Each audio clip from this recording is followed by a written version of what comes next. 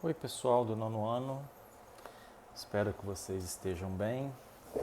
Vamos começar aqui com a nossa primeira videoaula e dar sequência aqui no nosso conteúdo, No nosso capítulo 2, onde nós vamos falar sobre urbanização e modernização do Brasil, aspectos e transformações. Gente, nesse primeiro momento, eu quero fazer com vocês uma introdução, alguns comentários importantes sobre esse capítulo. Vou disponibilizar depois um arquivo de PowerPoint que eu encontrei com um resumo de grande parte desse capítulo que eu acho que vai auxiliar bastante o estudo de vocês, tá? E vou fazer aqui alguns comentários, Esse capítulo 2, ele na verdade, ele vai falar para a gente, ele vai trazer a crise da República Velha, da República Oligárquica. Então esse capítulo 2 vai falar sobre um Brasil que está em transformação econômica, social, né? E como a sociedade e a economia estavam mudando, a política da República Velha, aquele modelo de política da República Velha, não vai mais atender economicamente, socialmente o Brasil. Economicamente, por quê?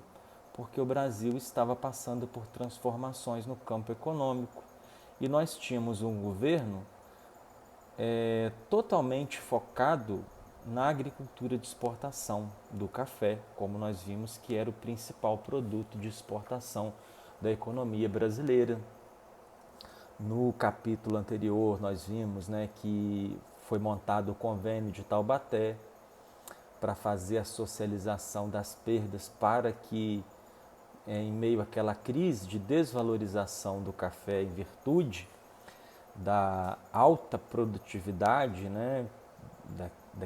daquela grande quantidade de sacas de café que estavam sendo injetadas no mercado, estava havendo uma superprodução e com isso o café estava desvalorizado.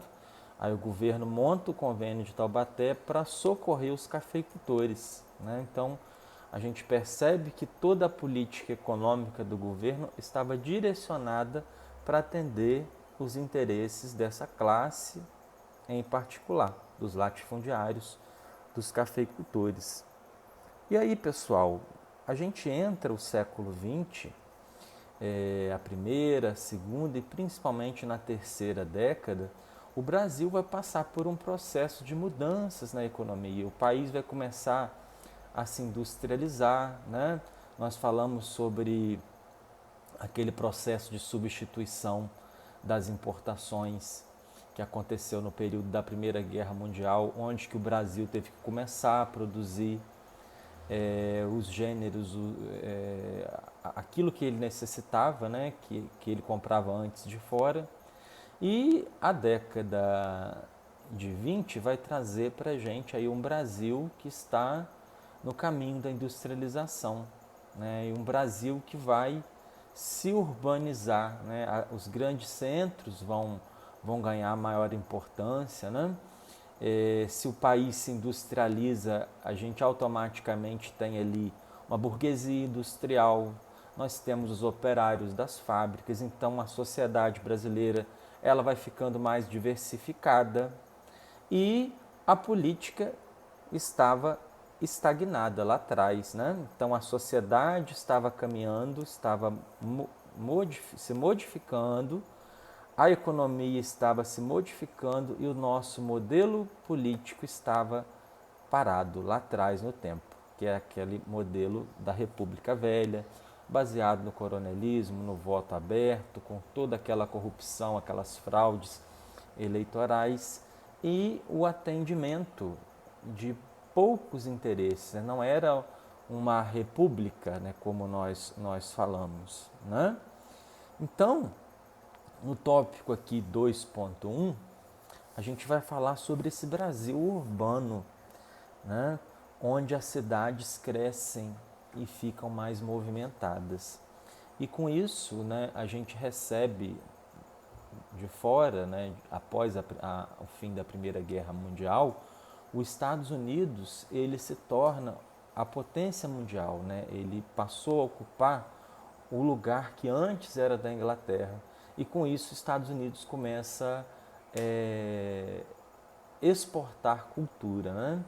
E mesmo antes disso aí, a gente passa a receber uma grande influência cultural, né? Das descobertas que estavam acontecendo aí nesse período, tá bem? Que era o período anterior à Primeira Guerra Mundial, das últimas décadas do século XIX e primeira década do século XX, que é a Belle Époque, onde a gente é invadido por várias novidades, né?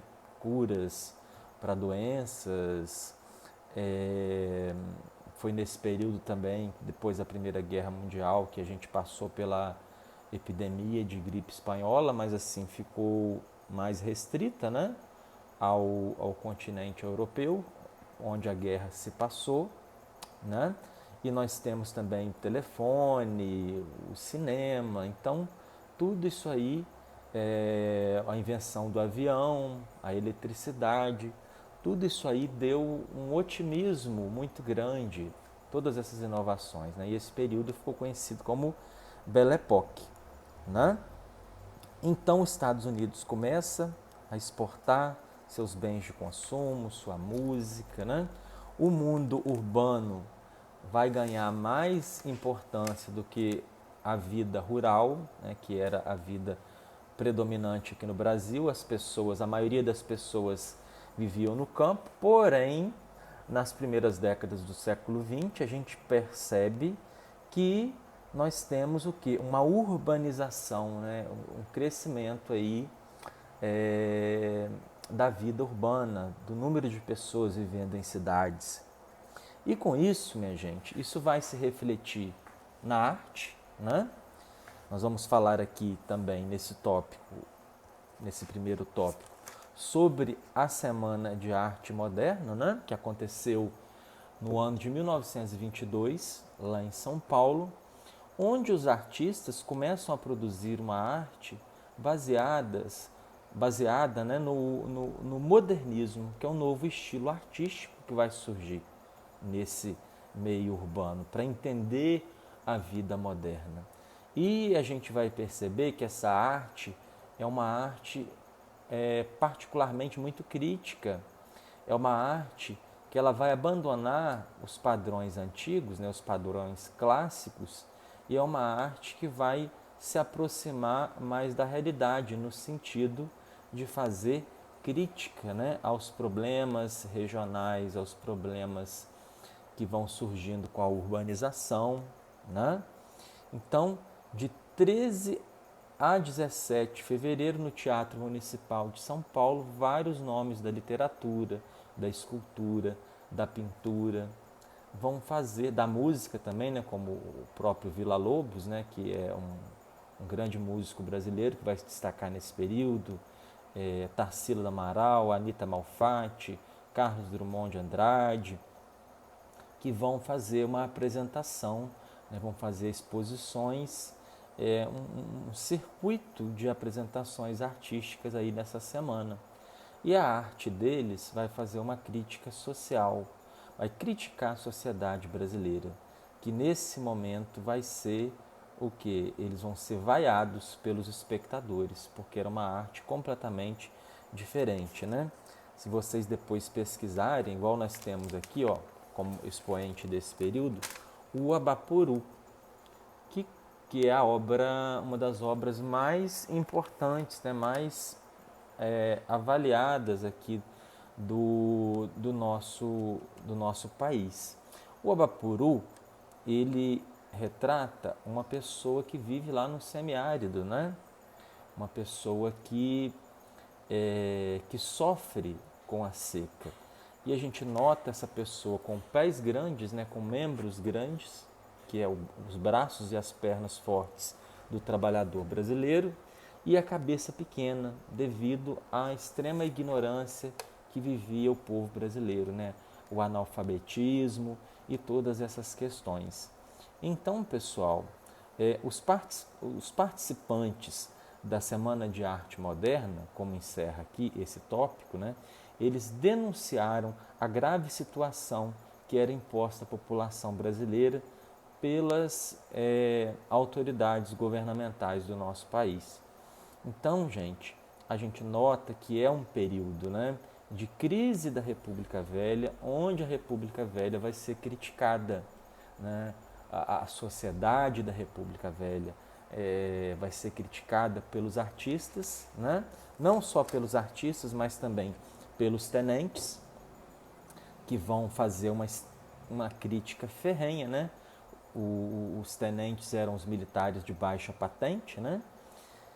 Que vão fazer uma crítica à corrupção, ao processo eleitoral brasileiro viciado, né? Que era num dado bombardeado por fraudes de todos os lados, no sentido de sempre fazer vencer as eleições aqueles candidatos, aqueles políticos que representavam a oligarquia cafeeira, os latifundiários, né?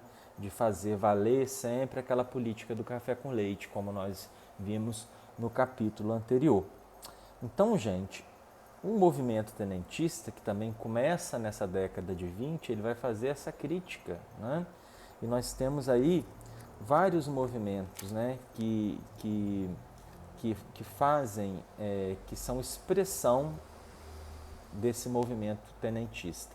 A Marcha dos 18 do Forte, ou Revolta do Forte Copacabana, tá? Que acontece aí também nesse início da década de 20. E nós vamos ter também a Coluna Prestes, que também são expoentes aí desse movimento tenentista, que não só criticavam as fraudes eleitorais, a corrupção dos políticos, mas também que exigiam uma mudança na política econômica, né? do país, que estava focada somente na questão do café. E também esses movimentos, eles tinham uma bandeira social de fundo, né? Desejavam a alfabetização da população, a participação do povo no processo eleitoral. Como nós vimos, grande parte da população brasileira era excluída, né? E exigiam mudanças, né? Isso foi muito importante aí nesse período, para que a gente chegasse depois, lá em 1930, e acontecesse o quê? A Revolução de 1930. Tá bem, pessoal? Eu espero que por hoje, né, esses comentários sobre o que eu coloquei para vocês aqui, eu espero que eles tenham ajudado vocês. O professor não é youtuber, estou aqui tentando gravar esses vídeos aqui no sentido de ajudar, de estar assim, de me colocar mais próximo a vocês nesse momento.